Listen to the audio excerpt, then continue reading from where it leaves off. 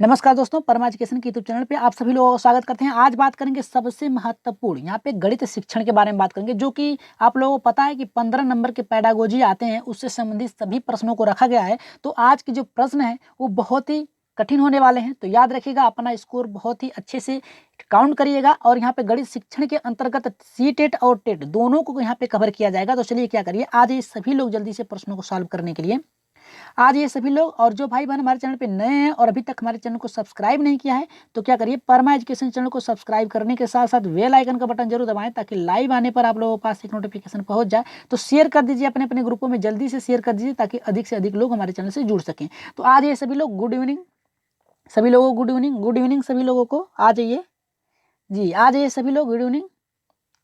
चलिए ठीक है, आज ये सभी लोग प्रश्नों को सॉल्व किया जा रहा है। अब बहुत ही अच्छे तरीके से प्रश्नों को सॉल्व किया जाएगा, एकदम शांति दिमाग से प्रश्नों को सॉल्व किया जाएगा, क्योंकि प्रश्न जो है बहुत ही अच्छे हैं। तो चलिए देख लेते हैं पहला प्रश्न यहाँ पे क्या कर रहा है। देखिए, पहला प्रश्न ये कर रहा है कि चौथी कक्षा के शिक्षार्थी के लिए अधिगम उद्देश्य दिया गया, जिसमें विद्यार्थी दशमलव वाले दो संख्याओं की, जो कि दशमलव के 2 स्थान तक हैं, को क्रम में रखने और उनकी तुलना करने की योग्यता रखता है, यह अधिगम का उद्देश्य करता है। देखिए क्या है कि चौथी कक्षा का एक बालक है, जो कि अधिगम यानी जो सीखने के लिए क्या कर रहा है, सीखने के लिए उसे एक 0.2 वाली संख्याएं दी गई, जिसमें क्या है कि दशमलव का जो स्थान है 2 स्थान पे, यानी क्या है कि 0 0, या फिर कर सकते हैं आपकी यहाँ पे 4 5 6 7, यानी दशमलव क्रम रखा गया है, बाएं तरीके से रखा जाता है या फिर दाएं तरीके से ये बच्चों को बताया जाता है अधिगम के दौरान। तो हम यहाँ पे मान लीजिए दूसरे स्थान पे रखते हैं, तो ये दूसरे स्थान पे दशमलव का क्रम रखा गया है, तो उसकी तुलना यानी उसकी तुलना करने की योग्यता रखता है, यानी उसकी तुलना कर सकता है कि कौन से स्थान पे दशमलव को रखना है, ये अधिगम का कौन सा उल्लेख करता है।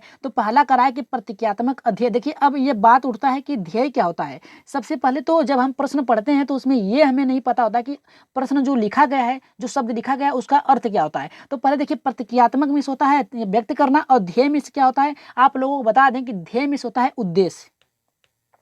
उद्देश्य होता है, याद रखिएगा, उद्देश्य होता है। अगर अंग्रेजी में इसे हम कहा जाए तो ये ऑब्जेक्टिव होता है, ठीक है, ऑब्जेक्टिव होता है, और अध्यय मिस होता है उद्देश्य। तो यहाँ पे पहला कह रहा है हमारा कि प्रतिक्रियात्मक अध्यय, दूसरा कह रहा है कि सुव्यवस्थिता ध्येय, और यहाँ पे तीसरा कह रहा है सामाजिक ध्येय, और चौथा कह रहा है कि यहाँ पे विषयात्मक ध्येय। तो राइट आंसर क्या होगा। अब देखिए यहाँ पे ध्येय का तो मतलब आप लोगों को पता चल गया कि होता है हमारा उद्देश्य होता है, लेकिन प्रतिक्रियात्मक में होता है व्यक्त करना, सुव्यवस्थित एक क्रम में रखना, सामाजिक यानी आपके जो पास पड़ोस वातावरण में जो चल रहा है उससे संबंधित, विषयात्मक यानी विषय से संबंधित प्रश्नों को रखा गया है। तो अब ये बताइए कि दशमलव का वो क्या कर रहा है, तुलना कर रहा है, तो किस में रखेंगे। तो राइट आंसर जाएगा हमारा यहाँ पे चौथे के साथ जाएगा, क्योंकि विषय से संबंधित है तो प्रश्नों को रख रहा है, तो राइट आंसर चौथा होगा। आगे बढ़ते हैं दूसरे प्रश्न पे, देख लेते हैं दूसरा प्रश्न क्या कर रहा है। और एक बार लाइक कर दीजिए सभी लोग जी, लाइक कर दीजिए सभी लोग, जल्दी से लाइक कर दीजिए सभी लोग, लाइक कर दीजिए। आज प्रश्न को थोड़ा अभी अपना क्रम बढ़ा रहे हैं, स्पीड बढ़ा रहे हैं। तो चलिए क्या करिए, अब दूसरे प्रश्नों को सॉल्व करने के लिए तैयार हो जाइए। देखिए दूसरा प्रश्न ये करा है कि कक्षा 5 यहाँ पे कक्षा 4 की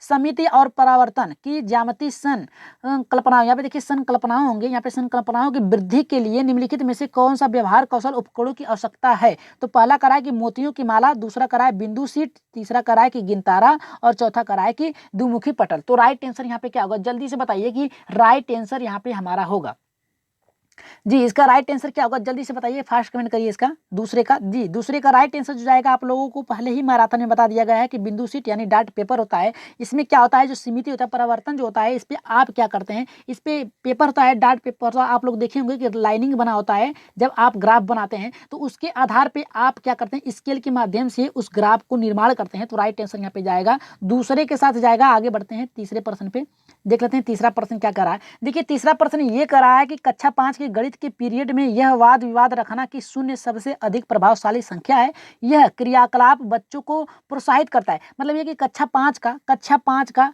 क्या है, एक क्लास है जिसमें पीरियड में ये वाद विवाद यानी बच्चों को द्वारा वाद विवाद करने का क्रम रखा जाता है, यानी वाद विवाद का प्रश्न रखा जाता है। इसमें शून्य सबसे अधिक प्रभावशाली है संख्या है, यह क्रियात्मक बच्चों को प्रोत्साहित करती है। किस प्रकार से प्रोत्साहित करती है, तो यहाँ पे देखिए पहला करा है विश्लेषण और संश्लेषण में, दूसरा करा कि वे संख्याएं लिखने में जितने शून्य हो, और यहाँ पे करा है तीसरा कि वे समस्याएं हल करने में जिन संख्याओं में अंत में शून्य हो, और यहाँ पे चौथा करा है कि मित्रों को सहयोग देने में। तो राइट आंसर क्या होगा, जल्दी से बताइए कि तीसरे का राइट आंसर होगा हमारा जी। राइट आंसर बताइए जल्दी से। देखिए वाद विवाद अगर करेंगे तो प्रश्नों को क्या करेंगे, विश्लेषण यानी बांटने का क्रम करेंगे, संश्लेषण में जोड़ेंगे, यानी क्या करेंगे, जैसे देखिए क्या होता है 10 है, 10 संख्या है, तो 10 संख्या को क्या करेंगे, विश्लेषण के माध्यम से क्या करेंगे, बांट देंगे यहाँ पे।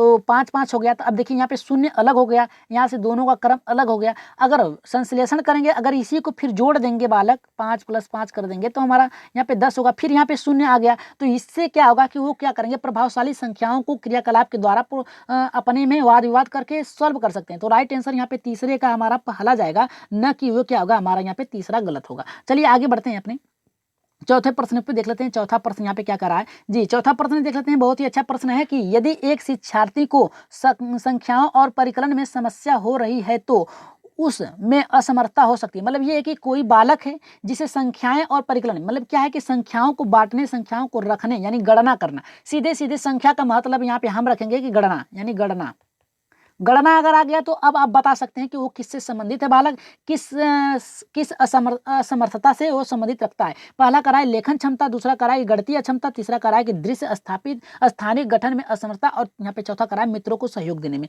तो चौथे का राइट आंसर क्या होगा, जल्दी से बताइए कि चौथे का राइट आंसर क्या। अब देखिए यहाँ पे हमारा बात ये है कि अगर बालक को संख्या को लिखना नहीं आता तो संख्या किस में आता है, गणितीय में आता है। तो राइट आंसर यहाँ पे सीधे सीधे जाएगा डिसकैलकुलिया में जाएगा। याद रखिएगा डिसकैलकुलिया के अंतर्गत जाएगा, गणितीय अक्षमता के अंतर्गत आएगा। चलिए आगे बढ़ते हैं अपने पांचवें प्रश्न पे देख लेते हैं। पांचवा प्रश्न क्या करा है, एक बार लाइक कर दीजिए, जो भाई बहन हमारे चैनल पे नए हैं सब्सक्राइब भी कर लीजिएगा। तो यहाँ पे देखिए लास्ट में शेयर जरूर कर दीजिएगा अपने अपने ग्रुपों में। पांचवा हमारा ये करा है कि प्राथमिक स्तर पर शिक्षार्थियों के, यहाँ पे करा है शिक्षार्थियों के व्यवहारिक उपकरणों का महत्व है, क्योंकि यह बहुत मदद करते हैं। देखिए जो प्राथमिक स्तर पे बालक होते हैं उनके जो व्यवहारिक उपकरण होते हैं यानी प्राथमिक कक्षा में, वो किस प्रकार से मदद करते हैं। तो पहला यहाँ पे देखिए हमारा करा है कि मानसिक और मौखिक परिकलन की गति बढ़ाने के लिए, दूसरा करा है कि परीक्षा में बेहतर प्रदर्शन के लिए, और यहाँ पे तीसरा करा है मूल गणितीय संकल्पनाओं को समझने के लिए, और चौथा करा है कि शब्दों में व्यक्त समस्याओं को हल करने में। तो राइट आंसर यहाँ पे क्या होगा पांचवें का, जल्दी से बताइए कि राइट आंसर हमारा क्या होगा जी। राइट आंसर क्या होगा जल्दी से बताइए कि पांचवें का राइट आंसर जी, राइट आंसर जी, इसका राइट आंसर जो जाएगा हमारा यहाँ पे तीसरे के साथ जाएगा। याद रखिएगा मूल यहाँ पे गणितीय संकल्पना, मूल का मतलब ये है कि जो उनके वातावरण, उनके परिवेश, उनके आसपास जो घटनाएं हैं उससे जोड़कर आप क्या करेंगे, प्राथमिक जो स्तर है उस पे बालक को सिखाने का कार्य करेंगे। तो जैसे क्या है कि बालक अगर रास्ते से आ रहा है तो कहेंगे आपने क्या क्या देखा, तो बालक कहेगा कि हमने एक पेड़ देखा, एक बाइक देखी और एक व्यक्ति देखा और 2 लोग और आ रहे थे आसपास। तो कहेंगे अब उसको जोड़ दो, तो वो जोड़ने का प्रयास करेगा। ठीक है, तो 2 1 3 1 4 1 5 कहेगा सर 5 लोगों देखा। देखिए ये उसके वातावरण से संबंधित क्रियाओं को जोड़कर हमने उसे गणित की संख्याओं को, मूल गणितीय संकल्पनाओं को पढ़ा दिया। तो इस आधार से क्या होता है, ये व्यवहारिक उपकरण होते हैं जिसका प्रयोग करते हैं LTM, यानी जो शिक्षण लर्निंग मटेरियल होता है उसका प्रयोग करके बालक को सिखाया जाता है। तो राइट आंसर यहाँ पे तीसरे के साथ जाएगा। आगे बढ़ते हैं अपने यहाँ पे छठे प्रश्न पे देख लेते हैं। छठा प्रश्न यहाँ पे क्या कर रहा है, देखिए बहुत ही अच्छा प्रश्न है यहाँ पे छठा जी। यहाँ पे देखिए छठा प्रश्न हमारा यहाँ पे कह रहा है कि निम्नलिखित में से कौन सा खुला अंत वाला, खुले अंत वाला का मतलब ये है कि कोई भी प्रश्न हो आप पूछ रहे हैं और बालक अपने तरीके से उत्तर दे। जैसे क्या है कि आपने एक प्रश्न पूछा और बालक ने उसका उत्तर क्या किया, अलग अलग तरीके से दिया, अलग अलग तरीके से दिया। तो प्रश्न तो वही था, उत्तर भी उसका वही आएगा, लेकिन बालक ने क्या दिया, अपने अनुसार, अपने अकॉर्डिंग वहां पे उत्तर दिया। तो ये देखिए होता है खुला अंत वाला। बधा अंत वाला क्या होता है, बहुविकल्पी। जैसे क्या होता है यहाँ पे देखिए हमने एक प्रश्न पूछ दिया है कि निम्नलिखित में से कौन सा खुला अंत वाला प्रश्न है, तो हमने 4 ऑप्शन दे दिया। अब आपको यहाँ से बताना है, तो ये देखिए बधे बधाए प्रश्न है। या फिर कह सकते हैं कि बताइए कि भारत के प्रधानमंत्री कौन है, तो आपका उत्तर केवल एक ही आएगा कि भारत के प्रधानमंत्री माननीय यहाँ पे दामोदर दास नरेंद्र मोदी हैं। तो यहाँ पे देखिए हमारा तो उत्तर बताया, लेकिन यहाँ पे पूछा है खुले अंत वाला। तो राइट आंसर क्या होगा, पहला होगा आप 15 को 3 से गुणा किस प्रकार करेंगे। अभी देखिए यहाँ पे दूसरा कराए कि कोई 2 संख्याएं लिखी जिसका गुणनफल 45 हो, और यहाँ पे तीसरा कराए कि संख्या रेखा का प्रयोग करते हुए 3 बार 15 का मान बताइए। अब देखिए चौथा करा है कि 15 × 3 का मान ज्ञात कीजिए। अब देखिए यहाँ पे राइट आंसर छठे का हमारा क्या होगा, जल्दी से बताइए जी। छठे का राइट आंसर क्या होगा, जल्दी से बताइए कि छठे का राइट आंसर क्या होगा हमारा यहाँ पे जी। राइट आंसर क्या होगा हमारा, जल्दी से बताइए जी। इसका राइट आंसर जाएगा पहले के साथ जाएगा। यहाँ पे देखिए पहले के साथ जाएगा, यहाँ पे खुला अंत वाला प्रश्न है। तो यहाँ देखिए 15 को 3 से गुणा किस प्रकार करेंगे, तो आप किसी भी तरीके से कर सकते हैं। 15 को 3 से गुणा किसी भी प्रकार से कर सकते हैं। अब देखिए यहाँ पे जो है, यहाँ पे कोई 2 संख्याएं लिखी जिसका गुणनफल 45 हो, तो आप करेंगे 5 × 3 बराबर, यहाँ पे 15 × 3 बराबर 45। तो ये आपका आ गया, लेकिन बधा हुआ है क्योंकि आप इसमें दे दिया कि किसी दो दे दिया है। तो आप क्या करेंगे, दो संख्याओं को जोड़कर ही करेंगे, तो ये बंधे बताएं, आपको तीसरा कोई क्रम जोड़ना नहीं है। संख्या रेखा यहाँ पे प्रयोग, यानी संख्या रेखा का प्रयोग करेंगे तभी तो आप यहाँ पे कहा है तीन, यहाँ पे 3 बार जोड़ने के लिए कहा है, तो ये भी आपका बंधा बताया हुआ, 3 से बेसी नहीं बढ़ सकते हैं। 15 गुणे 3 का मान बताइए। देखिए 15 गुणे 3 का मान बताएंगे तो अपने अकॉर्डिंग नहीं बताएंगे बालक, आपके अकॉर्डिंग ही करेंगे। तो राइट आंसर जो जाएगा यहाँ पे हमारा यहाँ पे पहले के साथ जाएगा। इसमें क्या होता है देखिए कि खुले अंत वाले प्रश्न में यहाँ पे जो प्रश्न को हल करने की न तो कोई निश्चित विधि होती है और न ही कोई एक निश्चित उत्तर दिया ज्ञात होता है, ज्ञात किया जा सकता है। अर्थात जो होता है इसका प्रश्न हल करने की विधियां एक से अधिक हो सकती हैं, यानी किसी भी तरीके से आप क्या कर सकते हैं, प्रश्नों को सॉल्व कर सकते हैं। जैसे क्या होता है, पहला कि सही है, ये 15 गुणे 3 को हम क्या कर सकते हैं, 4 प्रकार से कर सकते हैं। जैसे क्या होता है, 15 गुणे 3 जोड़ देंगे, फिर इसके बाद 3 गुणे 15 कर देंगे, या फिर कर देंगे 15 का 3 में पढ़ा कर गिना कर हम बता सकते हैं। यानी इस प्रकार से हम 15 को किसी भी प्रकार से बच्चे बता सकते हैं। तो राइट आंसर जाएगा यहाँ पे पहले के साथ जाएगा। आगे बढ़ते हैं 7वें प्रश्न पे, देख लेते हैं 7वां प्रश्न यहाँ पे क्या कर रहा है। देखिए 7वां प्रश्न ये कराए, कक्षा 2 के कुछ विद्यार्थियों को हासिल वाले 2 अंकों की संख्याओं के जोड़ में कठिनाई का सामना करना पड़ता है, इस समस्या का कारण हो सकता है। देखिए इस समस्या का कारण क्या हो सकता है, पहला कराए कि गणित में रुचि का अभाव, दूसरा कराए कि अंकित मान और स्थानीय मान में अंतर की समझ का अभाव, और यहाँ पे तीसरा कराए कि शून्य के महत्व की समझ का अभाव, और यहाँ पे चौथा कराए कि पुनर्समूहीकरण की प्रक्रिया की समझ का अभाव। तो राइट आंसर क्या होगा, देखिए कक्षा 2 का बालक, याद रखिएगा कक्षा 2 का बालक है विद्यार्थी जो हासिल वाले 2 अंकों की समस्याओं के जोड़ में कठिनाई का सामना करता है। मतलब जैसे क्या होता है कि वो 1 + 1 + 2 को जोड़ देता है 3 बार, लेकिन अगर यही हासिल वाला आ गया जोड़, यहीं पे हासिल वाला आ गया, अगर यहाँ पे देखिए 15 आ गया, 15 यहाँ पे जोड़ है तो 15 प्लस अगर हम यहाँ पे 18 कर दें, अगर जोड़ेगा तो 8 2 10 3 13 हो गया हमारा, लेकिन वो हासिल संख्याएं वो डायरेक्ट लिख दे रहा है यहाँ पे 13। तो ये उसको समस्याएं हैं। तो इसका कारण क्या हो सकता है, तो पहला कारण गणित में रुचि का अभाव है, दूसरा अंकित मान स्थानीय मान की समझ का अभाव है, तीसरा करा कि शून्य की महत्व का अभाव, चौथा करा है पुनर्समूहीकरण की प्रक्रिया का अभाव। तो 7वें का राइट आंसर जल्दी से बताइए क्या होगा जी। इसका राइट आंसर जो जाएगा हमारे यहाँ पे चौथे के साथ जाएगा। याद रखिएगा अपना स्कोर काउंट कीजिएगा, आज अपना स्कोर आप लोग काउंट करेंगे। तो यहाँ पे 7वें का जो राइट आंसर था हमारा यहाँ पे कि दी गई समस्याएं पुनर्समूहीकरण प्रक्रिया की समझ के अभाव को दर्शाता है, क्योंकि वो ठीक से नहीं क्रम रख पा रहा है, हासिल का क्रम उसको पता नहीं है। तो राइट आंसर जाएगा यहाँ पे हमारा चौथे के साथ जाएगा, दूसरा हमारा गलत होगा। याद रखिएगा दूसरा हमारा गलत है। चलिए आगे बढ़ते हैं अपने 8वें प्रश्न पे, देख लेते हैं 8वां प्रश्न यहाँ पे क्या कर रहा है। देखिए अब प्रश्न जो आएंगे बहुत ही अच्छे आएंगे, क्योंकि यहाँ से अब आप लोगों को एकदम अच्छे से प्रश्नों को सॉल्व करना है। देखिए 8वां का हमारा ये करा है कि अंक गणित शिक्षण में कौन सी विधि अधिक उपयोगी होती है। अंक गणित की बात किया है, यहाँ पे न्यूमेरिकल की बात किया है कि 1 2 3 4 इसमें जो होती है कौन सी विधि अधिक उपयोगी होगी। पहला करा है कि आगमन विधि, दूसरा निगमन विधि, तीसरा प्रदर्शन विधि, और चौथा करा है प्रोजेक्ट विधि। तो राइट आंसर यहाँ पे जल्दी से बताइए कि राइट आंसर यहाँ पे 8वें का हमारा होगा जी। 8वें का राइट आंसर जाएगा हमारा यहाँ पे आगमन विधि, क्योंकि आगमन विधि ही एक ऐसी विधि है जो आप उदाहरण के द्वारा आप बच्चों को आसानी से समझा सकते हैं। जैसे क्या होता है कि अगर आपको बताना है बालकों को कि 2 + 2 करना है तो 4 आएगा, लेकिन आप बालकों को देखिए उदाहरण के तरीके से कैसे बता सकते हैं कि 2 सेव हैं, याद रखिएगा 2 सेव हैं और 2 सेव और हैं, तो उसे अगर जोड़ देंगे तो कितना सेव हुआ आपके पास, तो बालक कहेगा कि हमारे पास 4 सेव हुए। तो इस प्रकार से उदाहरण के द्वारा भी आप पढ़ा सकते हैं। तो राइट आंसर जाएगा यहाँ पे हमारा पहले के साथ जाएगा। आगे बढ़ते हैं यहाँ पे 9वें प्रश्न पे, देख लेते हैं 9वां प्रश्न यहाँ पे क्या करा है। देखिए 9वां प्रश्न ये करा है कि गणित पहेली गणित शिक्षण के किस मूल्य का उदाहरण है। तो पहला करा है कि कलात्मक मूल्य, दूसरा करा है कि सामूहिक मूल्य सामाजिक मूल्य, तीसरा करा है कि नैतिक मूल्य, और चौथा करा है कि प्रयोगात्मक मूल्य। तो इसका राइट आंसर जल्दी से बताइए कि गणित पहेली, देखिए यहाँ पे गणित पहेली की बात किया है, तो राइट आंसर यहाँ पे हमारा क्या होगा जी। राइट आंसर क्या होगा जल्दी से बताइए 9वें का जी। इसका राइट आंसर जाएगा यहाँ पे पहले के साथ जाएगा कलात्मक मूल्य जी। कलात्मक मूल्य यानी गणित पहेली। यहाँ पे देखिए कलात्मक मूल्य का क्या मतलब होता है, आप पहेलियों का निर्माण करते हैं, सुडोकू का निर्माण करते हैं, ठीक है, संख्या यहाँ पे भरते हैं, आप संख्या इसमें भरते हैं, ABCD करके करते हैं, तो ये कलात्मक यानी करके सीखने पे करना होता है। तो यहाँ पे राइट आंसर जाएगा यहाँ पे पहले के साथ जाएगा। आगे बढ़ते हैं यहाँ पे 10वें प्रश्न पे, देख लेते हैं 10वां प्रश्न यहाँ पे क्या करा है। एक बार लाइक कर दीजिए सभी लोग, कमेंट तो फास्ट करिए, एकदम सभी लोग फास्ट करिए, लाइक जरूर करें जी। चलिए देख लेते हैं यहाँ पे 10वां क्या करा है कि प्रत्याश्रमण परिभाषा सारणी छाटना,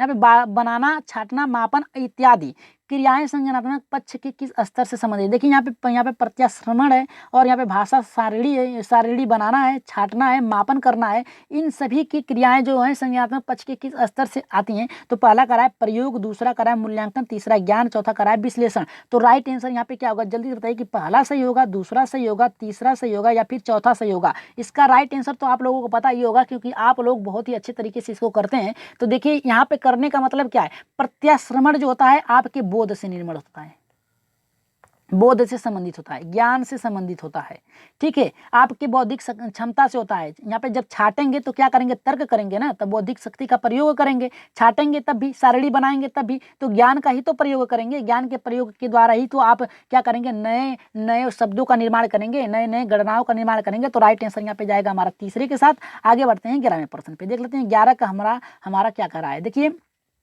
11 का हमारा ये करा कि निम्न में से कौन सा ज्ञानात्मक पक्ष से संबंधित नहीं है। देखिए कौन सा ज्ञान के पक्ष से संबंधित नहीं है, ज्ञान, मूल्यांकन, प्रयोग, व्यवस्थापन। तो राइट आंसर यहाँ पे 11 का हमारा होगा जी। राइट आंसर क्या होगा, देखिए यहाँ पे ज्ञानात्मक पूछा है तो ज्ञान सीधे सीधे दिया है, तो ज्ञान के माध्यम से ही तो आप तर्क करेंगे, शक्ति का बोध करेंगे, शक्ति का बोध करेंगे, तो ये भी हमारा सही है। मूल्यांकन करेंगे तभी तो आप सोचेंगे, प्रयोग करेंगे तब भी आप सोचेंगे, लेकिन व्यवस्थापन क्या करेंगे, यहाँ पे दूसरे स्थान पे जाना, आना जाना, ये घटनाएं घटित होती रहती हैं। तो राइट आंसर जाएगा सीधे सीधे चौथे के साथ जाएगा। आगे बढ़ते हैं 12वें प्रश्न पे, देख लेते हैं 12 का प्रश्न यहाँ पे क्या करा है जी। 12 का ऑप्शन बहुत ही अच्छा है जी, लाइक कर दीजिए सभी लोग जी, लाइक कर दीजिए। चलिए देख लेते हैं यहाँ पे 12 का क्या करा है। देखिए करा है कि निम्न में से किस पाठ्यक्रम को पुस्तक केंद्रित पाठ्यक्रम भी कहा जाता है। देखिए कौन सा पाठ्यक्रम है जो पुस्तक केंद्रित पाठ्यक्रम होता है। तो पहला करा है कि विषय प्रधान पाठ्यक्रम, और दूसरा करा है बाल केंद्रित पाठ्यक्रम, दूसरा करा है कोर पाठ्यक्रम, और यहाँ पे करा है कि अनुभव केंद्रित पाठ्यक्रम।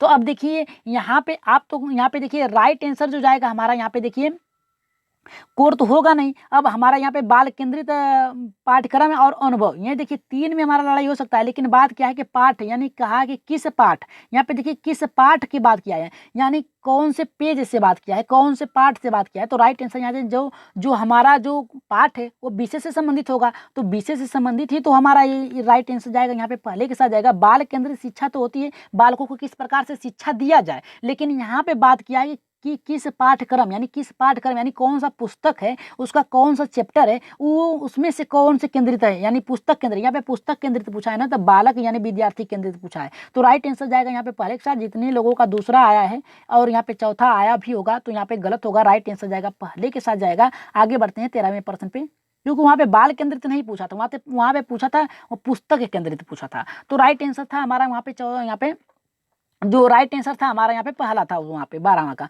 तो आगे बढ़ते हैं 13वें प्रश्न पे, देख लेते हैं 13 का क्या करा है। अधिगम यहाँ पे सामग्री का चयन एवं संगठन पाठ्यक्रम विकास की अवस्था है। तो पहला करा है प्रथम, दूसरा करा है तृतीय, और तीसरा करा है द्वितीय, और यहाँ पे चौथा करा है कि चतुर्थ। तो राइट आंसर 13 का हमारा क्या होगा, जल्दी से बताइए कि राइट आंसर क्या होगा। अब देखिए अगर हम लोग इसे क्रम में बांटें, याद रखिएगा, ये देखिए आपके तर्क पे आधारित है। तर्क का मतलब ये कि जो आप पढ़े हैं अधिगम पे आधारित है। देखिए प्रथम तो हो गया हमारा शैशवावस्था, और द्वितीय जो हो गया हमारा यहाँ पे देखिए बाल्यावस्था, अब देखिए तृतीय जो हो गया हमारा यहाँ पे किशोरावस्था,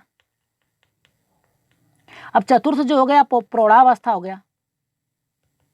अब बताइए कि यहाँ से राइट आंसर क्या होगा। यहाँ पे बाल्यावस्था होगी, शैशवावस्था होगी, किशोरावस्था या फिर प्रौढ़ावस्था। तो राइट आंसर यहाँ पे क्या होगा, अधिगम सामग्री का चयन किस अवस्था में करते हैं, विद्यालय अब किस अवस्था में जाना प्रारंभ करते हैं बालक। तो अब तो आप बता ही सकते हैं कि विद्यालय में बालक प्रवेश करने का जो उसका क्रम है कौन सा है, शैशवावस्था, बाल्यावस्था या फिर किशोरावस्था। तो राइट आंसर जाएगा यहाँ पे सीधे सीधे हमारा यहाँ पे तीसरे के साथ जाएगा द्वितीय अवस्था, यानी बाल्यावस्था होती है। तो राइट आंसर जाएगा यहाँ पे हमारा तीसरे के साथ जाएगा। आगे बढ़ते हैं यहाँ पे 14वें प्रश्न पे, देख लेते हैं 14वां का प्रश्न क्या करा है। लास्ट में आप लोगों के उत्तर भी रखे गए हैं, तो अपना उत्तर कल का देख लीजिएगा, क्योंकि 2 दिन से आप लोगों को उत्तर नहीं बताए जा रहे थे, लेकिन कल के उत्तर आप लोगों को बताए जाएंगे। तो चलिए यहाँ पे देख लेते हैं। यहाँ पे 14 का क्या करा है कि निदानात्मक परीक्षण का कार्य है। देखिए निदानात्मक परीक्षण का क्या कार्य है, यहाँ पे प्रोन्नति प्रदान करना, दूसरा करा है कि छात्रों को कक्षा में स्थिति प्रदान करना, और यहाँ पे तीसरा करा है छात्रों की गणितीय सीखने में होने वाली गलतियों का पता लगाना, और यहाँ पे चौथा करा है कि कक्षा को नियंत्रित करना। तो राइट आंसर यहाँ पे 14 का क्या होगा, जल्दी से बताइए कि राइट आंसर क्या होगा।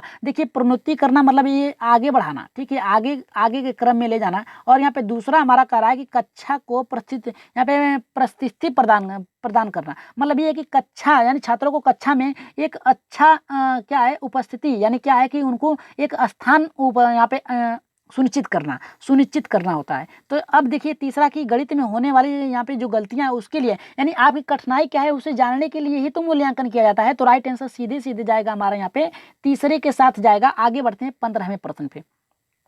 जी देख लेते हैं 15 का क्या कह रहा है हमारा। देखिए 15 का बहुत ही अच्छा प्रश्न है, देखिए क्या कह रहा है 15 का।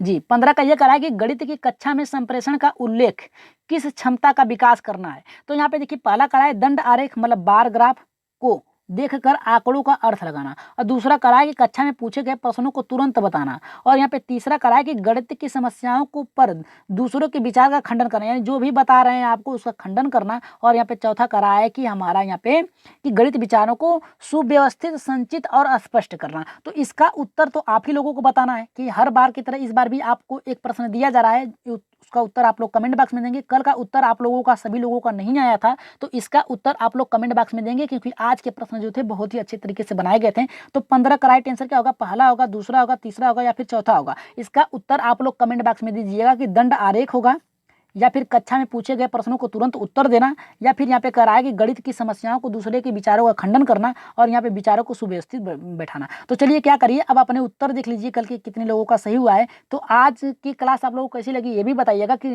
जो भाई बहन परमा एजुकेशन चैनल को सब्सक्राइब नहीं किए तो सब्सक्राइब करने के साथ साथ क्या करिए, बेल आइकन का बटन दबाएं, और यहाँ पे लाइक और शेयर जरूर करें। व्हाट्सएप नंबर दिया गया है जुड़ने के लिए, यहाँ पे क्या करिए वो नंबर ले लीजिए। और आगे बढ़ते हैं आपके कल के उत्तर।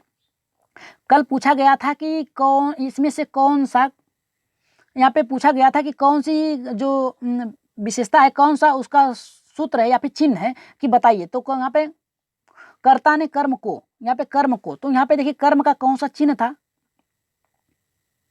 तो यहाँ पे देखिए राइट आंसर हमारा यहाँ पे देखिए आ गया है, यहाँ पे 20वें का तीसरा को होगा जो कि राइट आंसर है। और यहाँ पे देखिए यहाँ पे अफ्ताब अहमद जी का भी देखिए 20वें का तीसरा आया है, को होगा। और यहाँ पे देखिए आरती पांडे जी का भी यहाँ पे आया 20वें का तीसरा आया है। और यहाँ पे राजू सिंह का भी 20वें का तीसरा है जो कि राइट आंसर आ रहा है सभी लोगों का। और दीपा सिंह का भी देखिए यहाँ पे आ गया है 20वें का यहाँ पे तीसरा जो कि राइट आंसर है। आगे बढ़ते हैं, वैष्णो जी का भी देखिए यहाँ पे आ गया है, यहाँ पे तीसरा आया है जो कि राइट आंसर है। और यहाँ पे अनिता जी का भी देखिए यहाँ पे आ गया 20वें का तीसरा, इनका भी राइट आंसर है। लगभग आज सभी लोगों का सही आ रहा है उत्तर। देखिए इनका भी दिलीप कुमार जी का भी देखिए को आया है जो कि राइट आंसर है। और यहाँ पे देखिए विनी का भी आ गया है यहाँ पे 20वें का तीसरा, तो 20वें का तीसरा विनी का भी आ गया है। और आगे बढ़ते हैं शहजान मलिक जी का भी देख लेते हैं, यहाँ पे 20वें का तीसरा है, देख लेते हैं, और राइट आंसर भी है। और दिलीप कुमार जी का भी देखिए आ गया है तीसरा को। तो यहाँ पे देखिए आप लोग जो उसके सूत्र हैं उसे जो बताया गया था उसे आप लोग एक बार याद कर लीजिएगा, क्योंकि याद कर लेंगे तो आप ट्रिक के माध्यम से आसानी से प्रश्नों को सॉल्व कर सकते हैं। तो यहाँ पे देखिए नीता जी का भी आ गया है यहाँ पे फिर से कि 20वें का तीसरा है जो कि राइट आंसर है। और यहाँ पे देखिए वैष्णो जी, अब देखिए चैट में किन लोगों का क्या क्या आया है। तो सुपर क्लास यहाँ पे वैष्णो जी कहे थैंक यू, आप लोगों के अनुसार ही बनाया जाता है। और देखिए कर्म को से प्रदर्शित किया जाता है जो कि राइट आंसर है यहाँ पे रिया शर्मा जी का। और यहाँ पे विनीता जी का भी देखिए यहाँ पे आया है 20 का 3 राइट है, थैंक यू। और यहाँ पे देखिए किरण यादव जी का भी देखिए thank you sir so much sir, thank you आपको भी, क्योंकि प्रश्न आप लोगों ने बहुत ही अच्छे से सोल्व किया था। वंदना जी का भी देखिए यहाँ पे 20वें का आ गया है तीसरा जो कि राइट आंसर है। यहाँ पे वैष्णो जी का भी तीसरा आया है 20वें का, और सता जी का भी देखिए 20वें का तीसरा आया है। और यहाँ पे देखिए चलिए देख लेते हैं, आगे देख लेते हैं, पूजा जी का भी देख लेते हैं। यहाँ पे पूजा जी का भी देखिए यहाँ पे आ गया है 20वें का तीसरा जो कि राइट आंसर है इनका भी। और आगे बढ़ते हैं, गुलशन जी का भी देख लीजिए यहाँ पे 20वें का तीसरा है जो कि राइट आंसर है। यहाँ पे विजय पांडे जी का भी देख लेते हैं, इनका देखिए 17 सही हुआ है। 20 में से आप लोगों ने ये नहीं बताया कि आप लोगों का कितना सही हुआ है, लेकिन यहाँ पे विजय पांडे जी ने बता दिया है कि 20 में 17 इनका सही हुआ है। और यहाँ पे देखिए अल्ताफ अहमद जी का भी देखिए 20वें का तीसरा है जो कि राइट आंसर है इनका। और आगे बढ़ते हैं, यहाँ पे विजय पांडे जी का 20वें का तीसरा है। और उत्तर नीचे दिए गए हैं, और आप लोग क्या करिए ये उत्तर आप लोग बताएंगे कि 15वें का उत्तर क्या होगा हमारा यहाँ पे कि गणित की कक्षा में संप्रेषण का उल्लेख किस क्षमता का विकास करता है, पहला होगा, दूसरा होगा, तीसरा या फिर चौथा। इसका उत्तर आप लोग कमेंट बॉक्स में जरूर बताइएगा। तो आज के लिए इतना ही। आज आप लोगों को प्रश्न कैसे लगे गणित शिक्षण के, तो एक बार कमेंट बॉक्स में जरूर बताइएगा। तो आशा करते हैं आज शेयर जरूर करिएगा आप लोग अपने अपने ग्रुपों में, 3 लोगों को शेयर कर दीजिएगा। तो 3 लोग, 2 लोग, 1 लोग, जिनको भी हो आप लोग शेयर कर दीजिएगा। जितने लोग बढ़ेंगे उतने अच्छा लगेगा। प्रश्नों को और अच्छे तरीके से बनाने में। तो आज के लिए इतना ही, धन्यवाद, गुड नाइट।